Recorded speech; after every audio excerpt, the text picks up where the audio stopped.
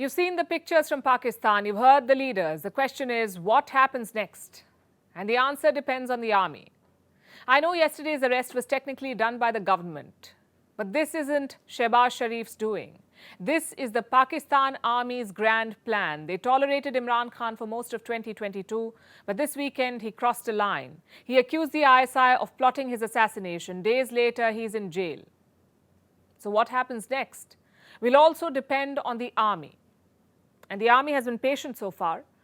Protesters broke into the Lahore Corps commander's house yesterday, as we showed you. No blowback yet.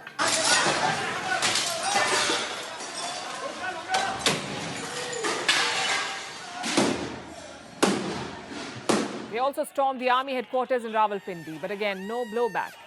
So looks like the army is playing the waiting game. They're hoping that Imran Khan supporters will gradually leave. But what if they don't? And that's a real possibility too. Imran Khan is not on the ground controlling his supporters. His fellow PTI leaders are missing too. We've seen them giving passionate speeches on social media, but on the streets, no one is actually protesting. It's the heat, I guess. They're too used to lounging around in air-conditioned boardrooms. Either way, the lack of leadership is an issue.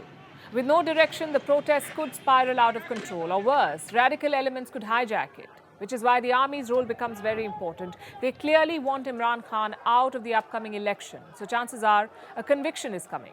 If Imran Khan is found guilty, he cannot contest. That seems to be the end game here. But elections are still 3 months away. The next 3 days could be more crucial. A full-blown crackdown could backfire on the army, and I can give you 2 reasons why. Number one, it would collapse the economy. The internet shutdowns and the road blockages will hurt businesses, and that's something that Pakistan cannot afford. Also, the IMF will be watching closely. Bailouts and crackdowns do not exactly go hand in hand. Reason number 2, the army's involvement would vindicate Imran Khan. It would boost his popularity even further. So wait and watch seems to be Rawalpindi's strategy. Of course, if the protests turn violent, all bets are off, which brings us to that horrible scenario. What happens if there is absolute chaos? We're talking about a nuclear-armed state here, politically unstable, economically sinking, and morally bankrupt. It's not good news for India. It could mean more cross-border terrorism, a more active line of control, more trouble in Afghanistan, basically more instability in the region, and the nuclear arsenal remains a big worry. It's controlled by the army, not the government. If those nukes fall into the wrong hands, anything could happen. Of course, that's the worst-case scenario. In general, an unstable Pakistan is a hostile Pakistan. More terror camps may pop up near the border. Extremist groups may hijack bilateral policy. All of these are real risks.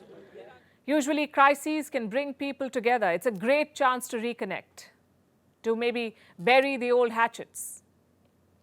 But with India and Pakistan, that seems unlikely. I'll tell you why.